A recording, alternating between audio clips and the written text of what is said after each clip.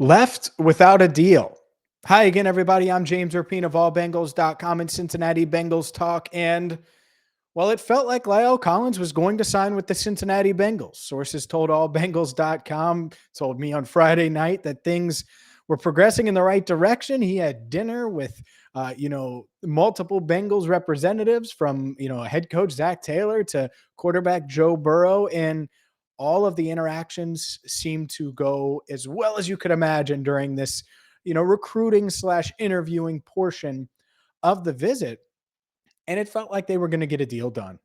Peter Schaefer is Lyle Collins' agent. He represents Joe Mixon, represents Adam Pac-Man Jones. Obviously, the Bengals have dealt with both of those guys and extended both of those guys in the past. And so it just felt like something was going to get done. And based on at least what I've seen, it's not going to happen, at least for right now. And first, let's start with the report that came out on Saturday afternoon. Barry Jackson of the Miami Herald reporting, and I'm going to read this tweet to you directly. Lyle Collins left Cincinnati without a deal.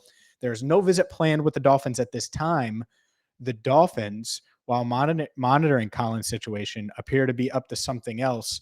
So we'll see about the Dolphins. And Tyler Dragon of USA Today also reporting that the Dolphins, one of joining the Bengals in pursuit of Collins. So who knows? Maybe this is as simple as Collins wanted to take another visit before agreeing to terms. Or maybe it's deeper than that, because you look at Collins's injury history. He missed the entire 2020 season due to a hip injury. And today could have just been as simple as dotting some T or dotting some I's, crossing some T's, getting the physical done.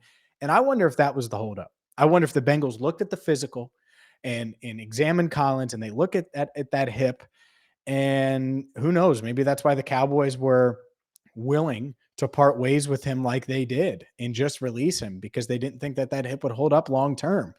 And look, the Bengals knew they needed Lyle Collins, or they know they need an upgrade at right tackle, right? It felt like they were just zoned in, laser focused on Collins only.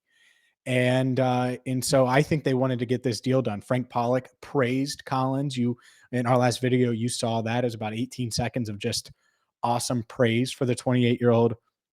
So to me, the only thing, if the meetings went well, and all indications are that they did, and that they were moving towards a deal, like I wrote late Friday night at allbengals.com, the physical. And it could be two things. Maybe the Bengals passed him from a physical standpoint, but the hip, they had some long-term concerns, and they wanted to make some tweaks to the contract. And I'm completely speculating, right? There's a lot of things that go in motion. That's why I didn't write in absolutes on Friday night, because there's sometimes these deals just don't get done. And in this situation, it feels like, at least as of now, it won't get done. And we haven't seen, as of 2:40 Eastern time Saturday, that he's going to visit anywhere else. There's no reports of that. I'm refreshing my phone just to make sure as we're out there. But a lot of what I heard Friday night, Saturday, there wasn't as much. And so I figured, oh, well, they're trying to iron things out after the physical. Maybe not. Maybe the physical didn't go well. And that certainly happened in the past. And it's not only the Bengals; all 32 NFL teams deal with that. And so we'll see where the Bengals go from here. Do they pivot to the rest of the offensive line market? Do they still pursue Collins in hopes of signing him? It's just usually with these visits, if you don't get a deal done in the moment, it's hard to revisit it and get it back. And so I'm not exactly sure what went down at this moment. The moment I know more, I will certainly give it to you. I'll say this, and I talked about this and wrote about it on allbengals.com, but I've certainly talked about it throughout the past 7 days or so. Daryl Williams is someone that you could visit. 29 years old, certainly can play right tackle, formerly of the Buffalo Bills, 35-inch arms, someone that you could certainly visit.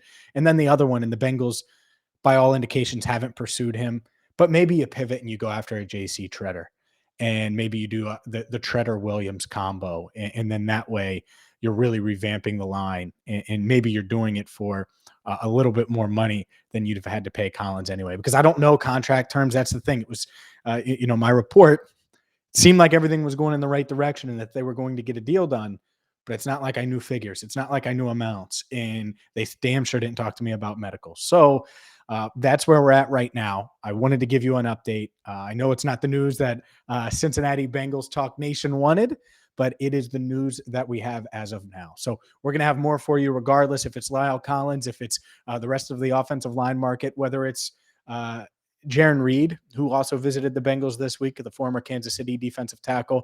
We're going to have it for you. And we're working on some things as well with the newest pass catcher on the Bengals, Hayden Hurst. So until next time, and we'll have the latest news. For Andrew Fox Miller, I'm James Rapien signing off for now, right here on Cincinnati Bengals Talk.